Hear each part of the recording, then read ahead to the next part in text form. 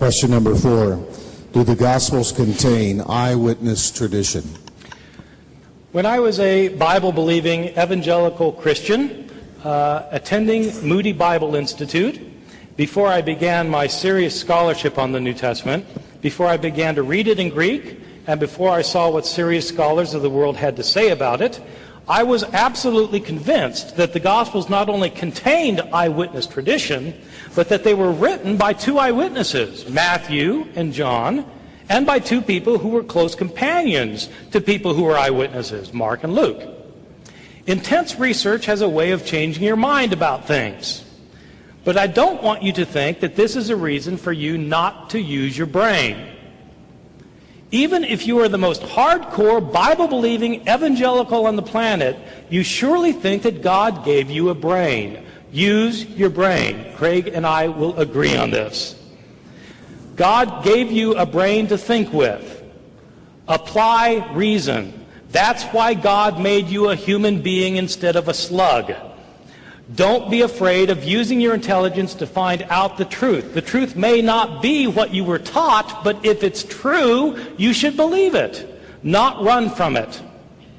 As I studied more and more using my intelligence as an evangelical, but also praying about it, I became convinced that the New Testament Gospels were not written by eyewitnesses or by people who knew eyewitnesses. The first point to make is the rather obvious one that the Gospels don't claim to be written by eyewitnesses. They are all anonymous. The titles in your Gospels, the Gospel according to Matthew and so forth, were added by later editors. They were not put there by the original authors.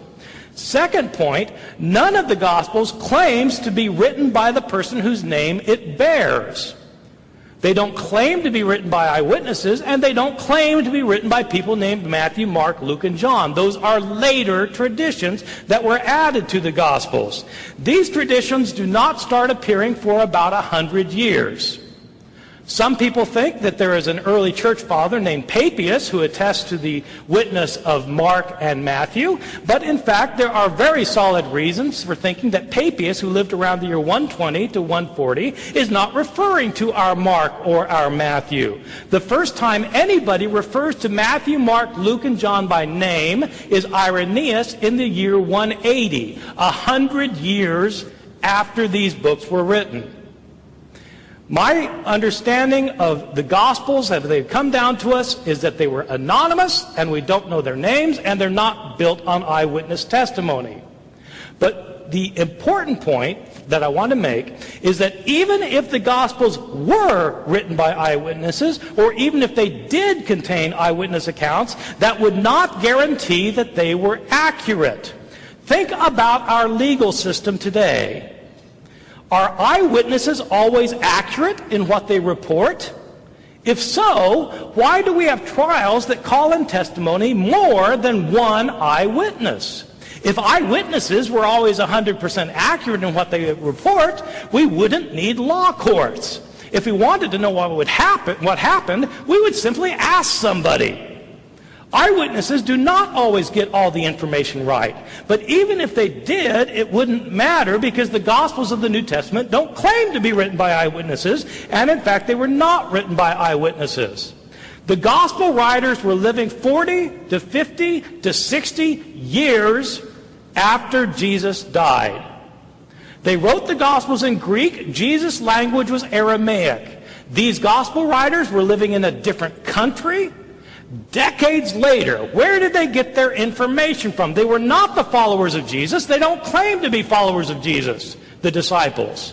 They're written by later people, decades later, in a different language.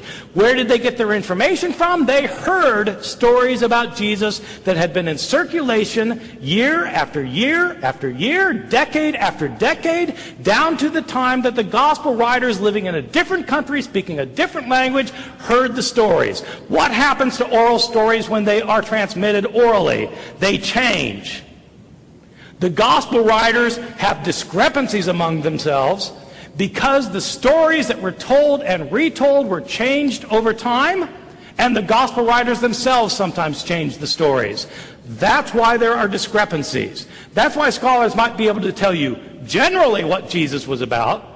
They can list 8 things that Jesus did, but they can't tell you the details and agree. Why can't scholars agree? Because there are so many discrepancies that the Gospels are not reliable.